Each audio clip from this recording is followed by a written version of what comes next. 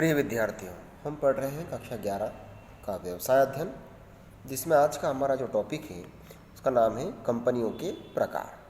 कंपनियों के प्रकार में हम देखें कि कंपनी दो प्रकार की होती है, निजी कंपनी और सार्वजनिक कंपनी। निजी कंपनी में निम्न से अभिप्राय इस प्रकार है, जैसे कुछ पॉइंट्स हैं। पहला पॉइंट है ऐसी कंपनी जो अपने सदस्यों पर अंशों के हस्तांतरण पर रोक लगाती है, उसे हम निजी कंपनी कहते हैं।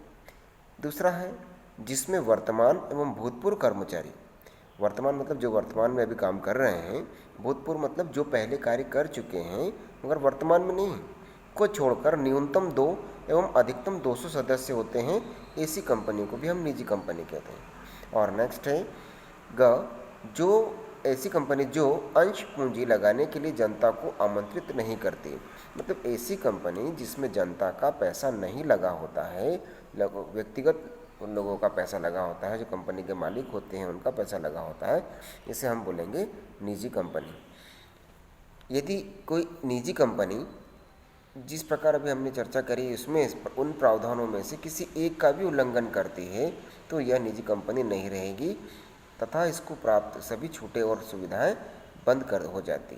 निजी कंपनी को प्राप्त विशेषाधिकार से कुछ निम्नलिखित हैं, जैसे का पॉइंट है, एक निजी कंपनी के निर्माण के लिए केवल 2 सदस्य की आवश्यकता होती है, जबकि सार्वजनिक कंपनी के निर्माण के लिए 7 व्यक्तियों की आवश्यकता होती है। नेक्स्ट है प्रविवरण पत्र जारी करने की आवश्यकता नहीं होती। प्रविवरण मतलब कंपनी जो है अपना प्रविवरण जारी करती है, जिसमें कंपनी की विभिन्न जानकारी आम व्यक्ति तक पहुंचाती है कंपनी, जिसे हम प्रविवरण कहते हैं। क्योंकि निजी कंपनी के अंशों के अभिदान के लिए जनता को आमंत्रित नहीं किया जा सकता है। निजी कंपनी अपने अंशों को जनता में नहीं बेच सकती है, अंश बेचने के लिए हम प्रविवरण जारी करती कंपनियाँ। तो निजी कंपनी जो प्राइवेट कंपनियाँ होती हैं, जिसको हम निजी बोलेंगे, वो कंपनी अंशों के विक्रय हेतु जनता को जनता को आमंत्रित नहीं कर सकती हैं। फिर न्यूनतम आवेदन मतलब कम से कम इतने शेयर्स का आवेदन आना चाहिए, इतने शेयर्स को क्रय करने के लिए ऐसा न्यूनतम आवेदन प्राप्त किए बिना अंश का आवंटन किया जा सकता है। एक निजी कंपनी समामिलन मतलब कंपनी का रजिस्ट्रेशन, समामिलन प्रमाण पत्र प्राप्त होते ही व्यवसाय प्रारंभ कर सकती है।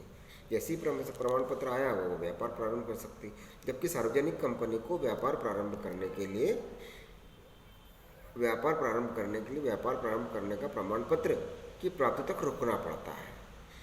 नेक्स्ट है एक निजी कंपनी में 2 निदेशक होने चाहिए, जबकि सार्वजनिक कंपनी में कम से कम 3 निदेशकों की आवश्यकता होती है। एक निजी कंपनी के सदस्यों की अनुक्रमणी का मतलब जो इंडेक्स है रखने की आवश्यकता नहीं होती है, जबकि सार्वजनिक कंपनी के लिए यह आवश्यक होता है, उसको एक सूची बनाकर रखना पड़ती है अपने पास। एक निजी कंपनी में निदेशकों को ऋण देने पर किसी भी प्रकार का प्रतिबंध नहीं है और ऋण की स्वीकृति बिना सरकारी अनुमति के दी जा सकती, जबकि सार्वजनिक कंपनी में इसके लिए सरकार की अनुमति आवश्यक होती है। एक निजी कंपनी के लिए अपने नाम के पीछे प्राइवेट लिमिटेड शब्द लगाना अनिवार्य होता है। हम देखते हैं कई कंपनियों के नाम के आगे प्राइवेट लिमिटेड शब्द लगा होता है, तो जिन कंपनियों के नाम के आगे प्राइवेट लिमिटेड शब्द लिखा हुआ हो, यह कंपनी निजी कंपनी के श्रेणी में आती है। अब हम बात करते हैं सार्वजनिक कंपनी की। सार्वजनिक कंपनी वह कंपनी होती है जो निजी कंपनी नहीं है, मतलब जो प्राइवेट नहीं है, वो सार्वजनिक कंपनी।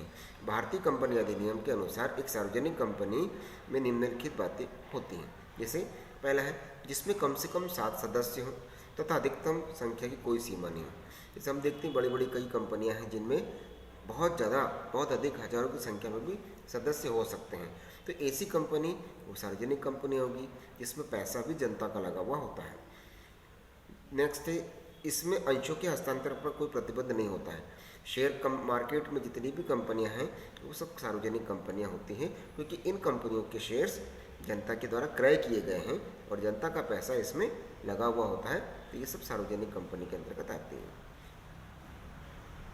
नेक्स्ट है व्यावसायिक संगठन के स्वरूप में जो अपनी अंश पूंजी के अभिदान के लिए जनता को आमंत्रित कर सकती है तथा जनसाधारण इसकी सार्वजनिक जमा में रुपया जमा कर सकता है। यदि एक निजी कंपनी सार्वजनिक कंपनी की सहायक कंपनी है तो वह भी सार्वजनिक कंपनी के समान मानी जाएगी। निजी कंपनी भी यदि इस सार्वजनिक कंपनी की सहायक कंपनी मतलब उसके साथ में काम करती है, उसको सपोर्ट करती है, तो वो भी सार्वजनिक कंपनी मानी जाएगी। इसमें भी जनता का पैसा लगा हुआ है ऐसा मानकर उसको भी सार्वजनिक कंपनी की तरह ट्रीट किया जाएगा।